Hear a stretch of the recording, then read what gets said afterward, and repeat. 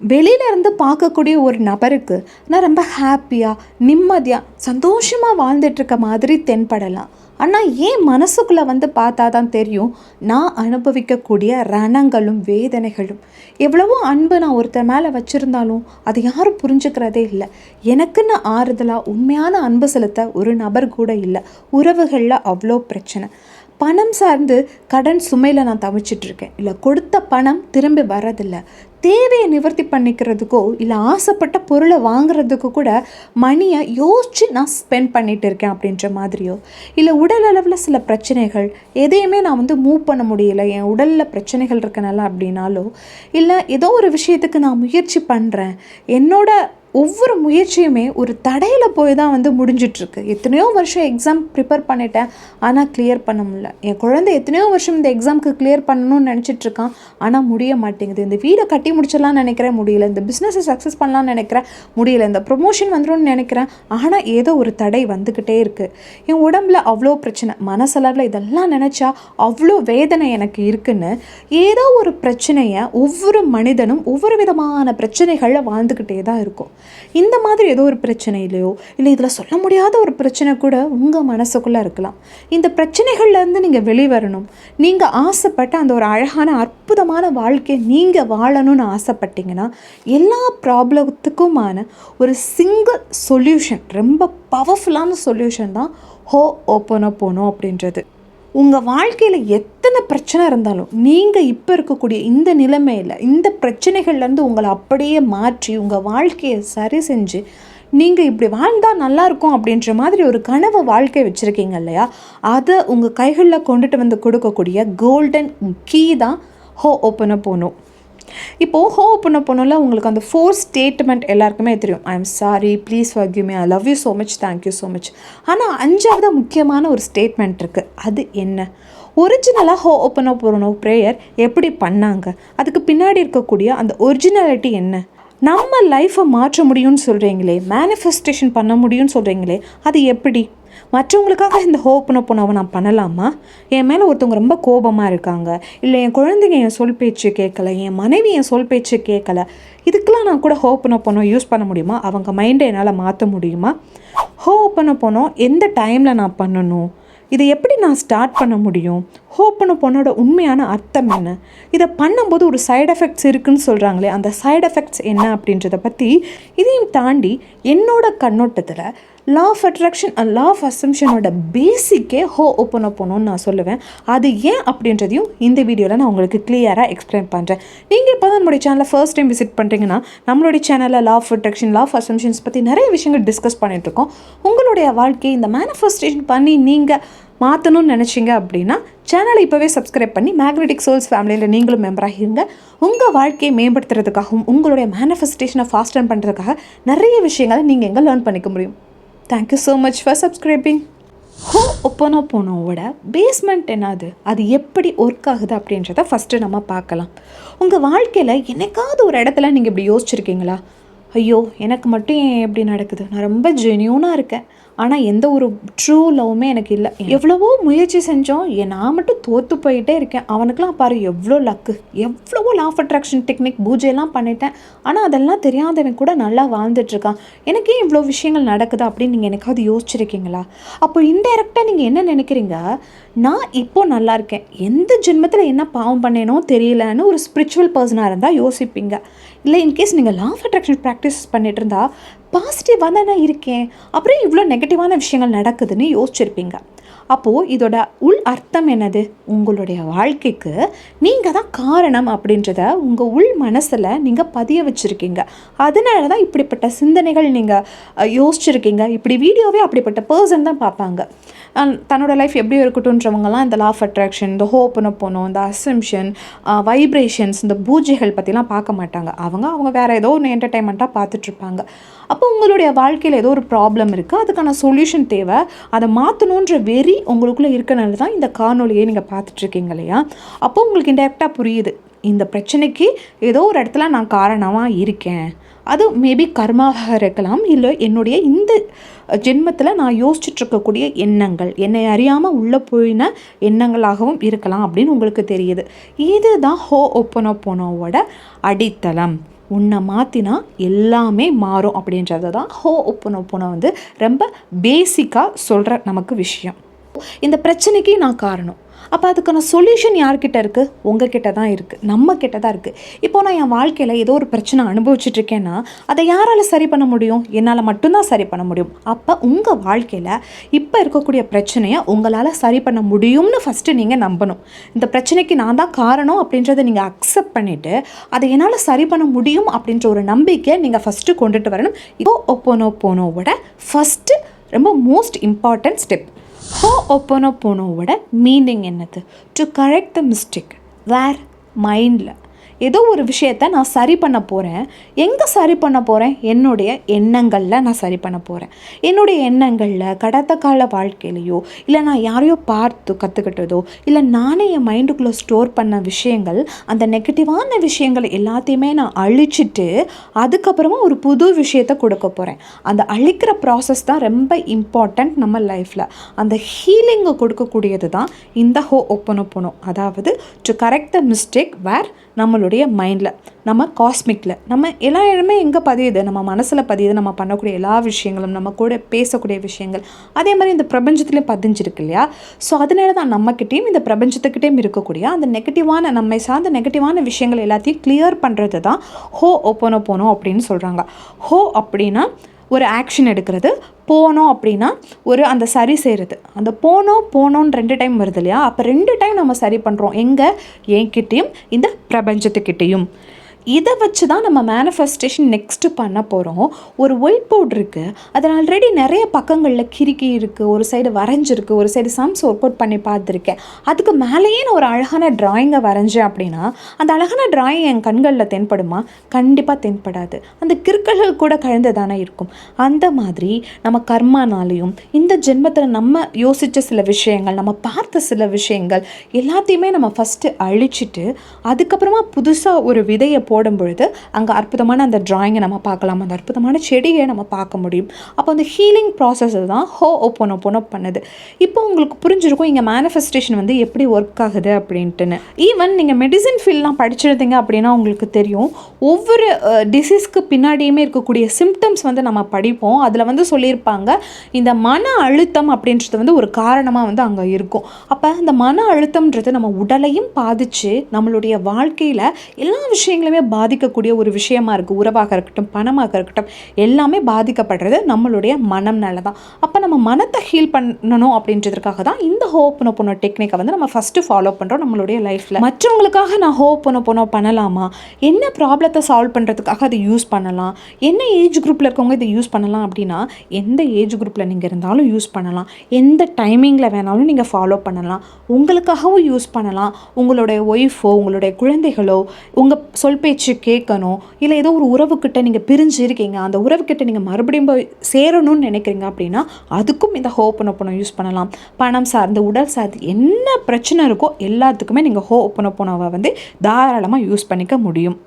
Original ஹோப்போனோபோனோ ப்ரேயரை பற்றி உங்கள் மைண்டில் நீங்கள் ஸ்டோர் பண்ணிட்டீங்கன்னா இதோட பவர் உங்களுக்கு இன்னும் ஸ்ட்ராங்காக புரியும். மோனா சிமோனா அப்படின்னு சொல்லிட்டு ஹவாயனில் ஒரு குரு இருந்தாங்க, ஸ்பிரிச்சுவல் குரு.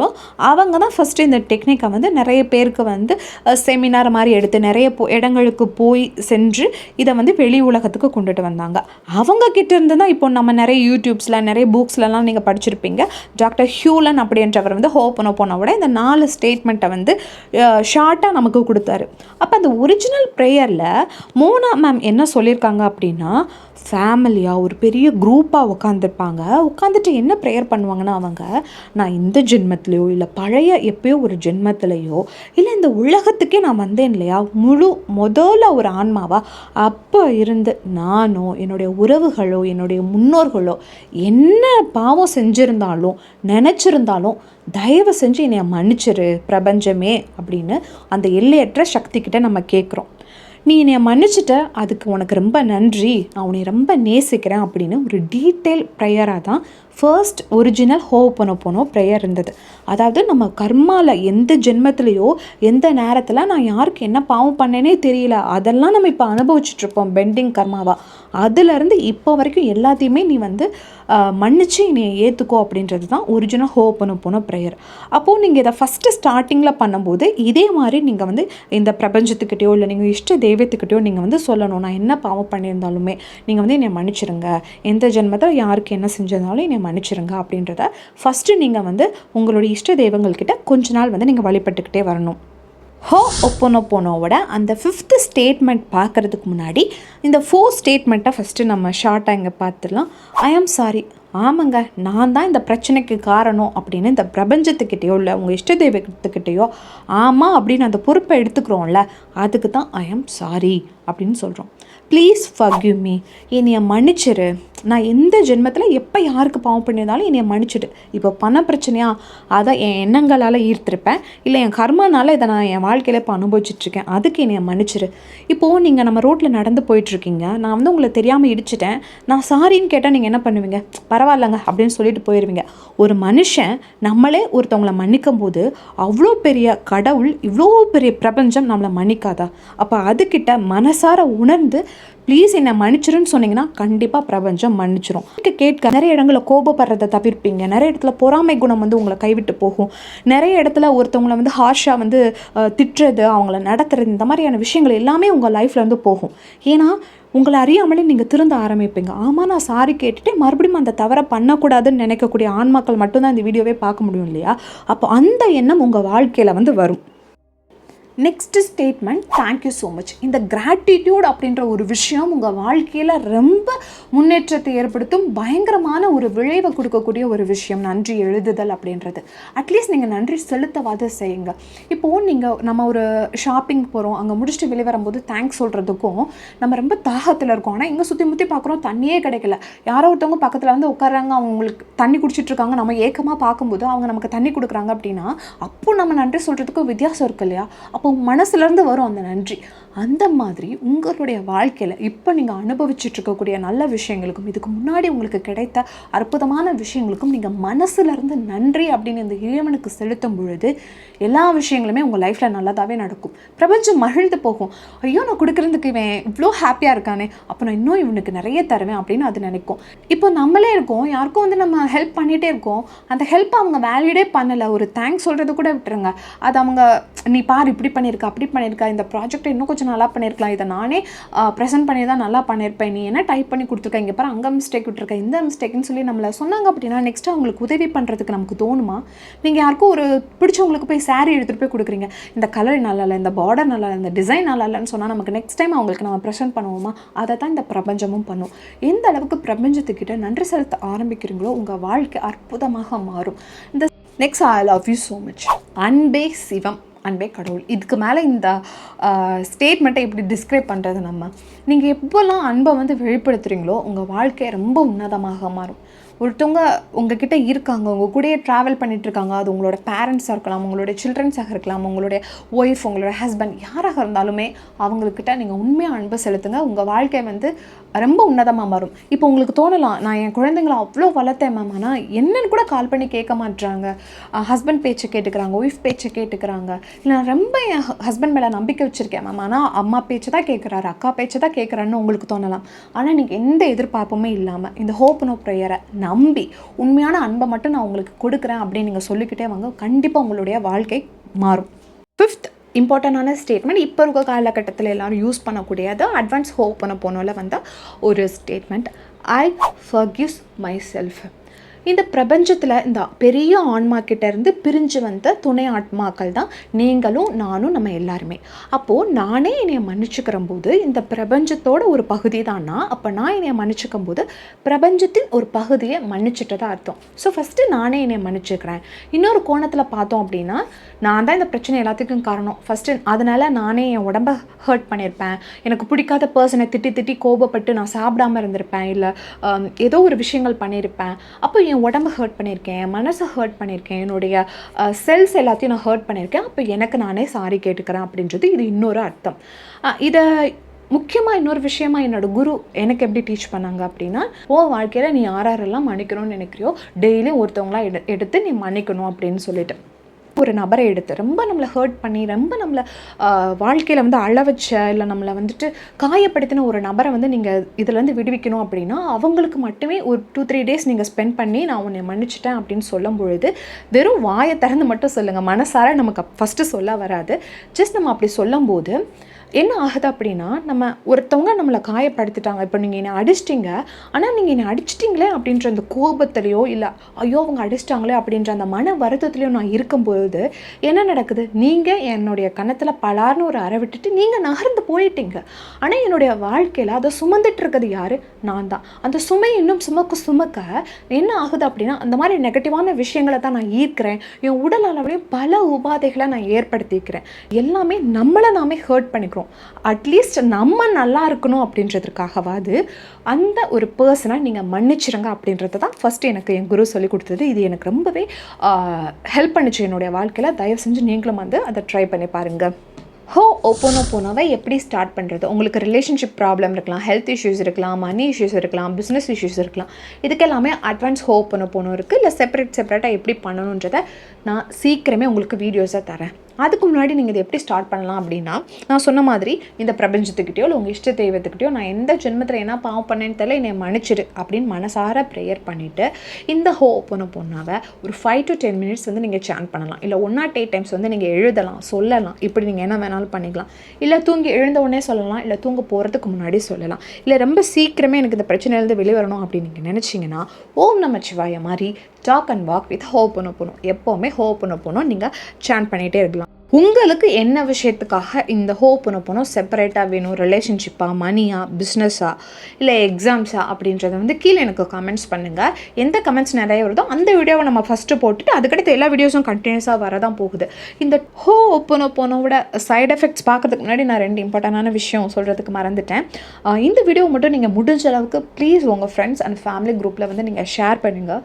பிகாஸ் இட்ஸ் ரொம்ப ஈஸியான ஒரு டூல் உங்கள் லைஃப்பை மாற்றுறதுக்கு. அண்ட் நிறைய நம்மளோட தமிழ் கல்ச்சரில் இந்த விஷயம் இன்னும் நிறைய டீட்டெயில்டாக சொல்லப்படலை. படித்த எல்லா விஷயங்களுமே நான் உங்களுக்கு வந்து கண்டிப்பாக சொல்லித்தரேன். அவங்களுடைய வாழ்க்கையும் மாறட்டும், நம்மளுடைய வாழ்க்கையும் மாறட்டும். இந்த பிரபஞ்சத்தில் யாரோ ஒருத்தவங்களுக்காக உதவி செஞ்ச விஷயம் வந்து நமக்கு வந்து சேரட்டும் அப்படின்றதுக்காக இந்த ஷேர் வந்து நீங்கள் பண்ணிடுங்க. அண்ட் செகண்ட் விஷயம் என்னென்னா, ஐ ஃபர்கிவ்ஸ் மை செல்ஃப்னு சொன்னேன். அந்த ஸ்டேட்மெண்ட் அப்படியே தான் நமக்கு கொடுக்கப்பட்டிருக்கு. ஃபர்ஸ்ட் பர்சன் சிங்குலர் வந்திருக்கு.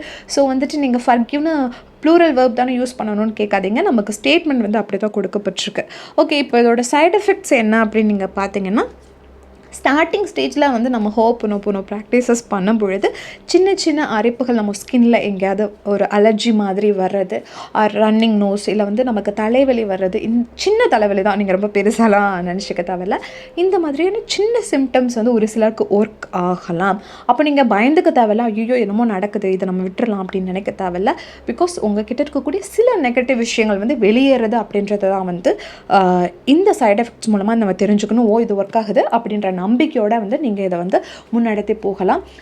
இந்த வீடியோ பற்றி ஏதாவது டவுட்ஸ் இருந்துச்சு அப்படின்னா கீழே கமெண்ட்ஸில் ட்ராப் பண்ணுங்கள். என்ன விஷயத்துக்காக ஹோபோனோபோனோ நீங்கள் தெரிஞ்சுக்கணும்னு ஆசைப்பட்றீங்களோ அதையும் சொல்லுங்கள். அதுக்கான வீடியோ சீக்கிரமே வந்துட்டே இருக்குது. வீடியோ பிடிச்சிருந்துச்சுன்னா அப்படின்னா லைக் பண்ணிடுங்க, ஷேர் பண்ணிடுங்க, கமெண்ட் பண்ணிடுங்க. சேனலை இப்போவே சப்ஸ்கிரைப் பண்ணிக்கோங்க. தேங்க்யூ ஸோ மச் ஃபார் வாட்சிங். Happy manifesting. Spread positive vibes.